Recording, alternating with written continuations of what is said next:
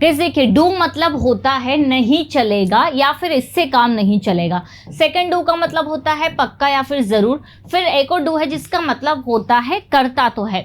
Do को हम as a man verb के रूप में यूज कर सकते हैं, डू को हेल्पिंग वर्ब के रूप में भी यूज किया जाता है, और डू का मतलब सच में, वाकई में, वास्तव में भी होता है। सो गाइस, डू के बहुत ही सारे मीनिंग होते हैं, बहुत ही सारे यूजेस होते हैं। अभी तक आप लोगों ने सिर्फ प्रेजेंट सिंपल टेंस में हेल्पिंग वर्ब की तरह और मैन वर्ब की तरह पढ़ा होगा, लेकिन गाइस यकीन मानिए आज का ये वीडियो बहुत ही खास होने वाला है, क्योंकि आज हम इसमें डू के एकदम नए और डिफरेंट यूजेस देखने वाले हैं। तो वीडियो के एंड तक आप लोग जरूर से बने रहिएगा, क्योंकि ये सेशन देखने के बाद में आपको जो स्ट्रक्चर्स पढ़ने के लिए मिलेंगे उनको बनाने में आपको काफी मजा आने वाला है। तो चलिए क्लास को स्टार्ट करते हैं, लेट्स बिगिन। गाइस देखिए, एक एक करके हम डू के सारे मीनिंग को कंप्लीट करेंगे, क्योंकि आज का हमारा टॉपिक है डू के कुछ डिफरेंट यूजेस।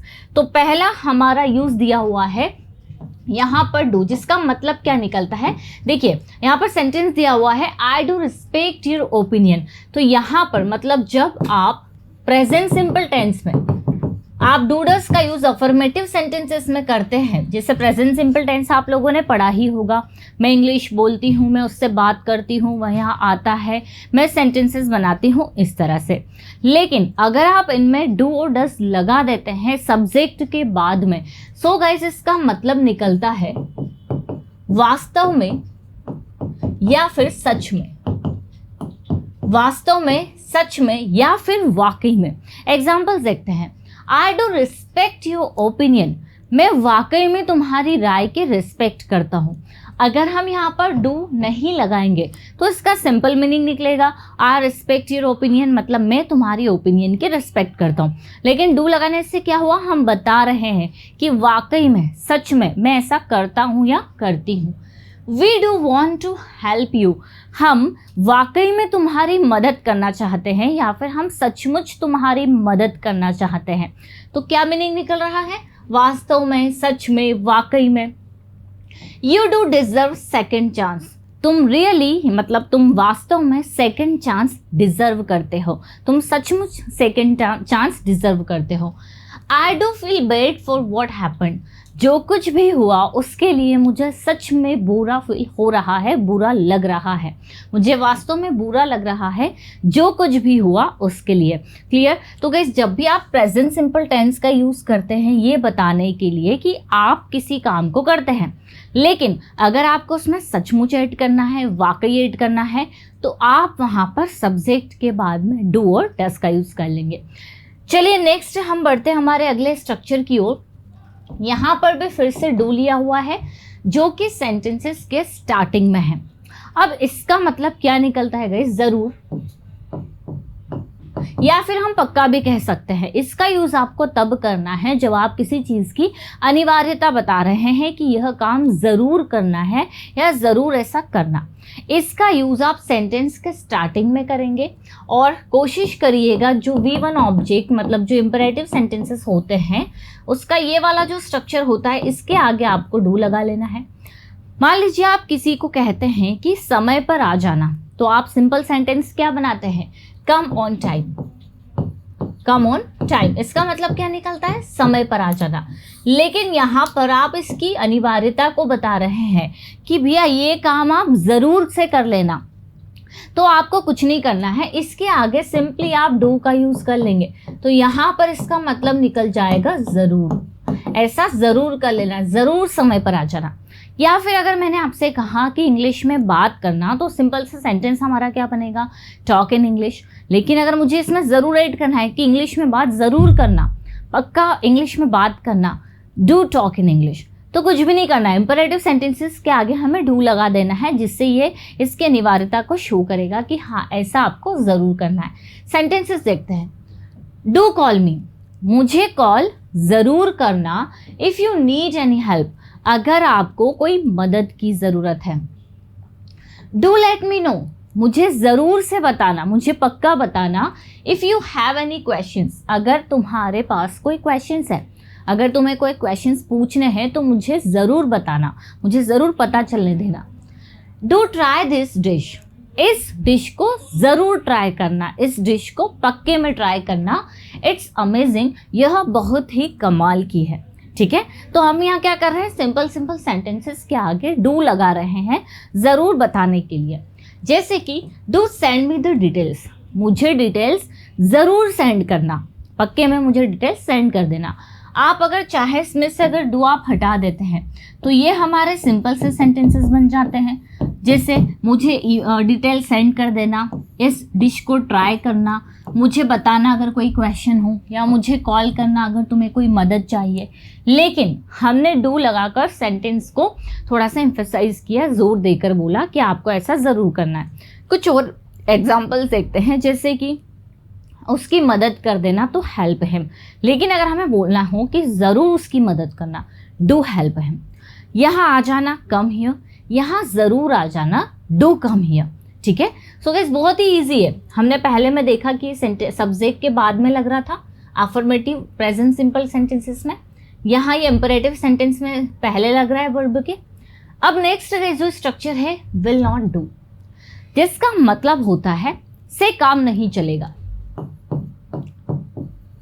से काम नहीं चलेगा।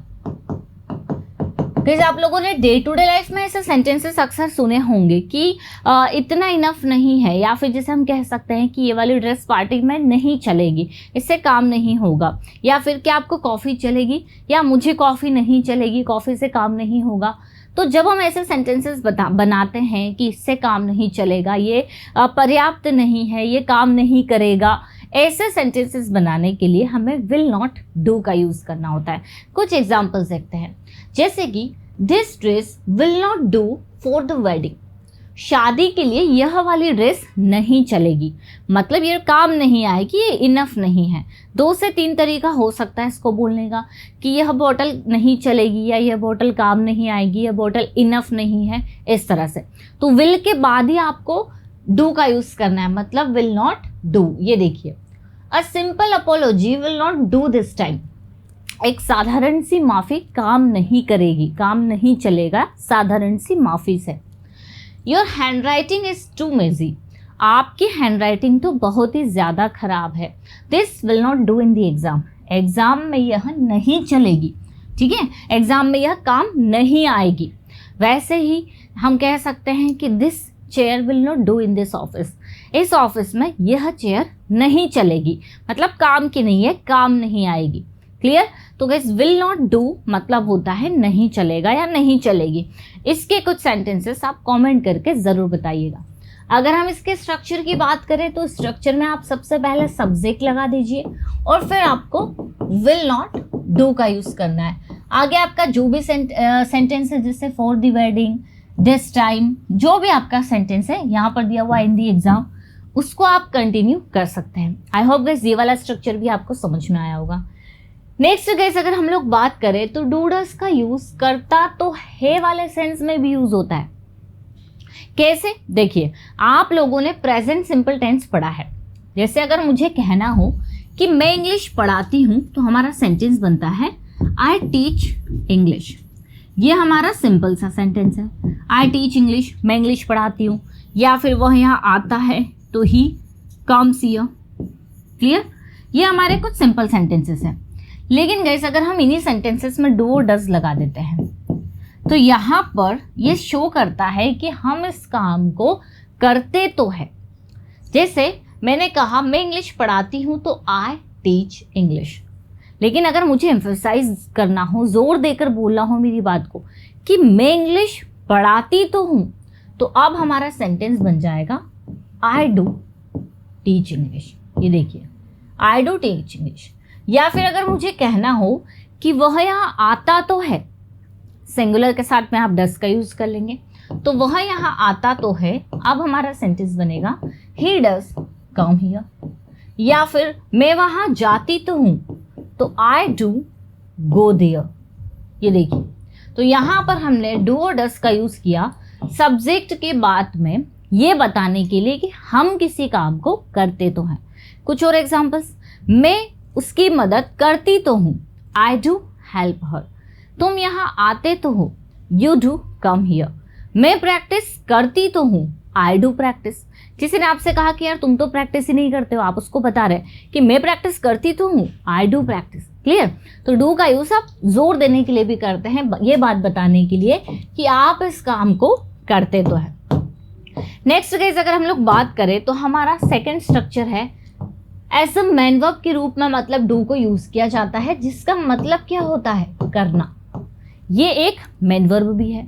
जैसे आपको बोलना हो कि मैं प्रैक्टिस करती हूँ, आई डू प्रैक्टिस, या फिर मैं काम करती हूँ, तो देखिए करना वाले सेंस में डू का यूज हो रहा है एज अ मैन वर्ब। ये तो काफी इजी है, बट फिर भी मैं आपको कुछ एग्जांपल्स देती हूँ। जैसे मैं काम करती हूँ, आई डू, या मैं मेरा काम करती हूँ, आई डू माई वर्क। तो यहाँ पर देखिए ये किसके रूप में यूज हो रहा है, मैन वर्ब के रूप में। या वह प्रैक्टिस करती है, शी डज प्रैक्टिस। ये देखिए अगर आप नाउन ले रहे हैं तो फिर डज लगाइए, अदरवाइज प्रैक्टिस वर्ब भी है तो आप सिंपली कह सकते हैं शी प्रैक्टिसेस, वह प्रैक्टिस करती है, शी डज प्रैक्टिस। मैं अपना काम खुद करती हूँ, I do my work my self. वह काम करता है, ही डज वर्क या ही वर्क्स, दोनों ही करेक्ट है। तो डू को हम मैन वर्ब के रूप में भी यूज करते हैं। नेक्स्ट है guys do as a helping verb. तो ये भी आप लोगों ने पढ़ा ही होगा प्रेजेंट सिंपल टेंस के नेगेटिव स्ट्रक्चर में। यहाँ देखिए सब्जेक्ट के बाद में हम लोग डू और डस नॉट का यूज करते हैं, इसके बाद में हम वर्ब की फर्स्ट फॉर्म लगाकर ऑब्जेक्ट लगाते हैं। तो ये हम कब यूज करते हैं, जब हम किसी एक्शन को नहीं करते हैं, नहीं करते हैं। अगर डिटेल में आपको समझना है तो समझ लीजिए, ये प्रेजेंट सिंपल टेंस का नेगेटिव स्ट्रक्चर है, जिसमें हम नेगेटिव में डू और डज नॉट लगाते हैं, तब ये हेल्पिंग वर्ब की तरह काम करता है। जैसे कि I do not speak English, मैं इंग्लिश नहीं बोलती हूँ। She does not come here, वह यहाँ नहीं आती है। I do not help her, मैं उसकी मदद नहीं करती हूँ। You do not speak with me, आप मेरे साथ में नहीं बोलते हो। ठीक है, तो यहाँ पर हम लोगों ने हेल्पिंग वर्ब की तरह यूज़ किया, मैन वर्ब की तरह यूज़ किया, इसको अफर्मेटिव सेंटेंसेस में हमने एम्फेसाइज करने के लिए यूज़ किया। और इसी के अलावा गाइस इसके जो यूजेस हमने देखे, तो नहीं चलेगा, ज़रूर या पक्का, करते तो है, मैन वर्ब, हेल्पिंग वर्ब, सच में या वाकई में। तो था ना गाइस ये वीडियो इंटरेस्टिंग, क्योंकि इसमें कुछ अलग ही यूज़ मैंने आप लोगों के लिए लेकर आई हूँ डूडस के। गाइस अगर आप लोग बुक चाहते हैं या basic to advance complete course आपको बुक के माध्यम से पूरा आपके पास में रहे, तो हमारी एप्लीकेशन है परसोना इंग्लिश और इंग्लिश विद खुशी, वहाँ से आप बुक ऑर्डर कर सकते हैं, या फिर ज़्यादा इन्फॉर्मेशन के लिए आप इन नंबर पर कॉन्टेक्ट कर सकते हैं। वीडियो गाइस अगर अच्छा लगा है तो एक लाइक ज़रूर करिएगा। मिलते हैं हम लोग अपनी नेक्स्ट क्लास में। Till then bye bye, take care.